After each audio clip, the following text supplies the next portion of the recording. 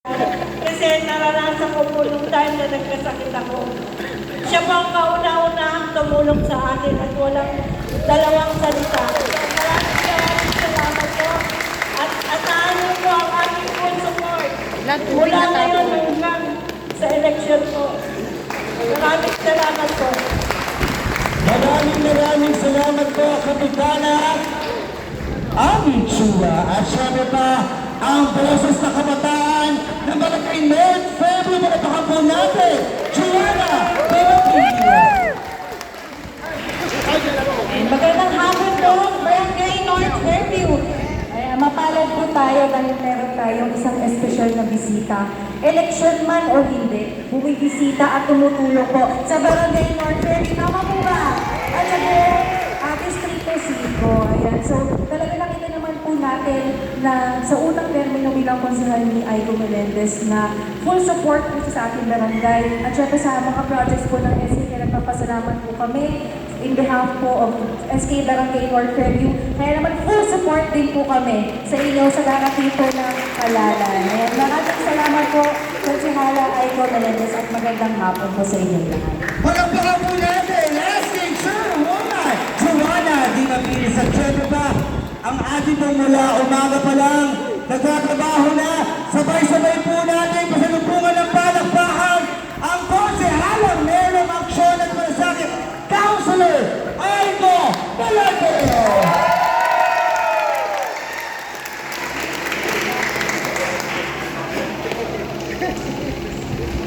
Magandang hapon po sa inyong lahat.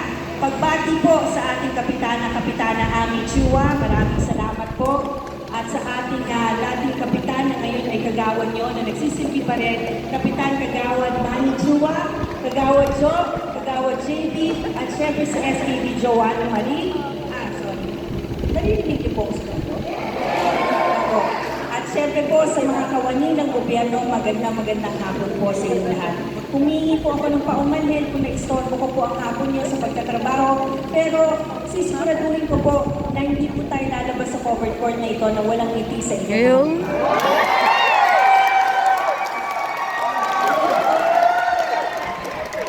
Malaki po ang pagtulog ko kay Kap Manny at kay Kap Kapitana natin.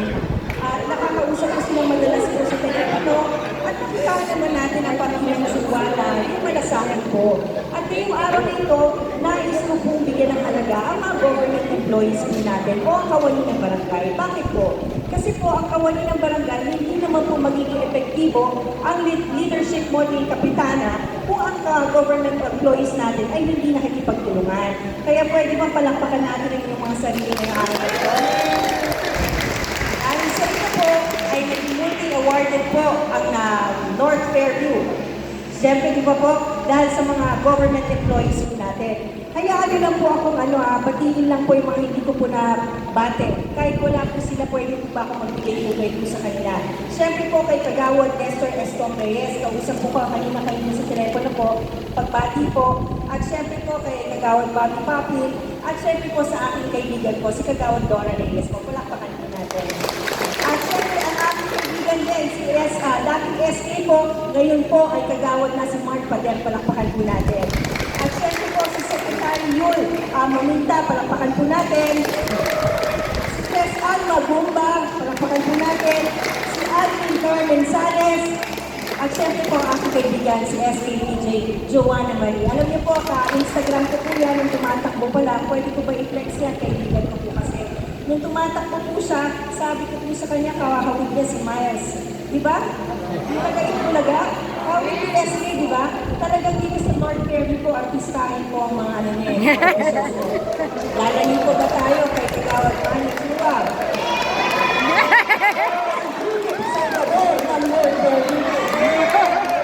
Siyempre po, si Kapitana Ami ang nag-iisa po sa puso ni Kapitana Manny Chua.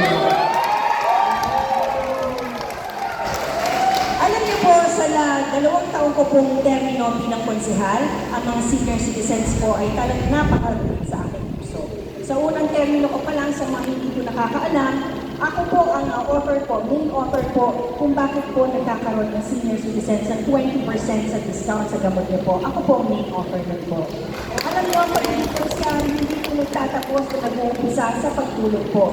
Kailangan po balanse po lahat. Balanse pagdating po sa mga ordonansa o resolutions na pinapasa. Pinagmamalaki ko po sa 2 taong panunungkulan niyo po bilang konsehal po, isa po ko sa pinaka-aktibo po na konsehal po ng District 5.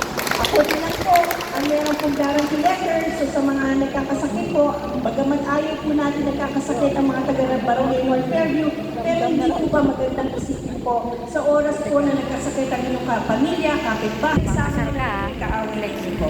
Para na po makatulong po tayo, meron po ang guarantee letter ang ating opisina. Dati-dati, 12 ospital lang po ang meron po tayo. Ngayon po, ililipon 3 na po ang ospital. Ang ika-13 ospital po natin, mas pinalapit po sa Barangay North Fairview sa Bernardino na hospital na po ito. May pondo na po ang inyong konsehala Aiko Melendez. At ang meron din na lang po ako ang Action Medical Caravan po. Ako po lang ang meron pong Action Medical Caravan na napaka-high-tech po. Dahil po lahat ng test na meron po, gagawin natin yan sa North Fairview po, on the day po, makikita nyo yung resulta po, at hindi lang po yun. Kapag ka po kayo ay nalaman nyo na may sakit po kayo, may doctor on site po tayo na bibigay po ng libreng gamot. Bakit po ginagawa ni Aiko Melendez yan? Hindi niyo po ba napapansin ang mga programa at proyekto ni Aiko Melendez? It entails health. Bakit po? Because I invest on the health of the people. Dahil naniniwala po ako, pag malakas po ang pangangatawan ng isang tao, lahat po ay susunod. May pagkakataon tayo magkaroon ng trabaho, may pagkakataon tayo maging kapakipakinabang sa ating barangay at sa ating komunidad. Kaya lagi ko po inaalagaan ang kalusugan ng isang tao po. Kaya sa aking termino po bilang konsehal, nakita niyo na naman po na nagtrabaho po ako. Sa mga hindi pa po nakafollow po sa Facebook ko, follow niyo po ako. Isa po ako, modesty aside po, sa pinaka-most awarded counselor po. Hindi na lang sa larangan ng pag-aartista po, kundi po sa larangan ng public service. Kasi po, si Aiko Melendez, bawat bagay na pinapasukan ko po, I make sure I excel. Bakit po? Lalong-lalo na sa public service. Kasi po, tiwala ng tao ang binigay niyo po sa akin. Nakakahiya po na pagdarating ang eleksyon at hihingi ako ng tulong sa inyo, ang kapal naman ng mukha ko na wala po akong ibaba na proyekto dito. Siguro kayo na po mismo ang magsisipa sa akin palabas. Sabihin, wala ka naman nagawa. Kaya po ako po, sa 2 taon na pagtatrabaho ko, may pagmamalaki ko po. Andun po ako sa mga oras na may sunog po dito. Alam niyo po yan, Kagawad Jo, nung nagkasugat na sunog po dito, isa po ang team ko ang sa laging nanuuna po. Kapag meron pong maganda o pangit na nangyayari, nandyan po ako. Kasi po, ang batayan ko po ng pagiging isang magaling na leader, ang tunay na leader, hindi lang eleksyon dapat nakikita. Ang tunay na leader, dapat po, sa panahon na merong kailangan ng mga tao, nandoon ka. Ang tunay na leader dapat inaalam bawat sitio, bawat lugar, bawat street po. Bakit po? Kasi po, bawat lugar po, iba't iba naman ang pangangailangan po ng tao, hindi po ba? So kailangan, ang tunay na leader, alam niya po, para pag gano'n, sa pagbaba po niya, alam niya po kung anong klaseng programa ang ibababa niya po para sa tao. Yan po ang pamantayan ko ng pagiging isang leader. Isang qualification pa ng isang leader, may isang salita po. Ang leader po, pag walang isang salita, mahirap pagkatiwalaan. So mahirap po na umulit. Alam niyo po, nasasaktan po ako sa tuwing nakakarinig ako ng eleksyon po ay pera-pera. Hindi po ako naniniwala dyan. Ang District 5 po, may dignidad. Ang District 5 po, lalo-lalo ng North Fairview po, hindi po binibili ng pera. Bakit po? Nakita niyo yan. Sa panahon po ni Cap Manny at Kapitana Ami, pinanalo niyo sila, wala po silang pera, bakit sila nanalo? Dahil mahal sila ng tao. So, kaya po, sa mga kawani ng gobyerno, magdi-December na po. Actually, alam po ni Cap Manny to, regalo po ng Melendez Chua po to at ng buong council to sa inyong mga government employees po. Bilang tanda po ng pagpapahalaga ni Aiko Melendez at kay Kapitan Ami, lahat ng kagawad dito, sa Christmas po, magkakaroon po kayo ng 3,000 financial aid po galing po sa amin po. Yan po ay makukuha nyo. Nag-usap na po kami ni Kagawad Manny at ni Kapitana Ami na bago po, praise the Lord, Mami, yes po. Yan po ay tanda ni Aiko Melendez na pagbibigay ng importansya at halaga para sa mga barangay employees. So muli, hindi ko na po pakakabaan ng aking sasabihin. Nais ko rin lang po ipakilala po sa inyo ang team ko po. Yun po ang kapatid ko, ang COS po, si Angelo Melendez. Sa mga single po, pwede po yan. Baka gusto niyo po iuwi niyo na po. Matagal ko na pinamimigay yan. So, nag-RJB, baka may kakilala ka na ireto sa kapatid ko. Ma'am, kayo po ba? Lola, hindi po, mahilig yung kapatid ko sa medyo mas mature po. Nagkakapuhanan po. Siyempre po, Vice President po ng Liga ng mga Kagawad John Legado po, ang tumutulong po sa akin. And on behalf of Quezon City Government headed by Mayor Joy Belmonte, Vice Mayor Gian Soto, Congressman P.M. Vargas, at siyempre po ang mga konsihalas po namin, Councilor Joseph Bisaya, Councilor Alfred Vargas, Councilor Ram Medalla, Shai Liban, at ang panibagong kasama po namin sa grupo namin ng Solido Distrito 5, si Enzo Pineda po.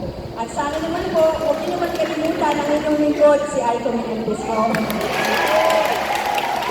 Hindi po ako tulong po sa inyo sa tamang panahon po.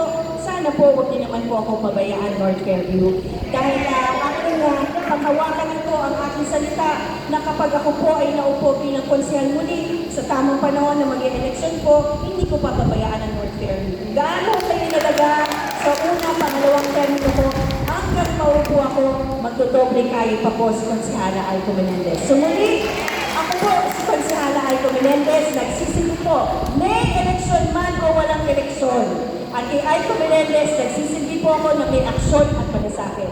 At kay Aiko Melendez, lalo ko pong sinasabi po,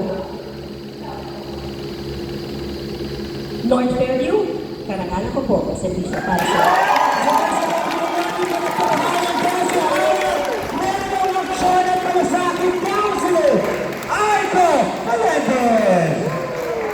At syempre magkakaroon po tayo ng photo off.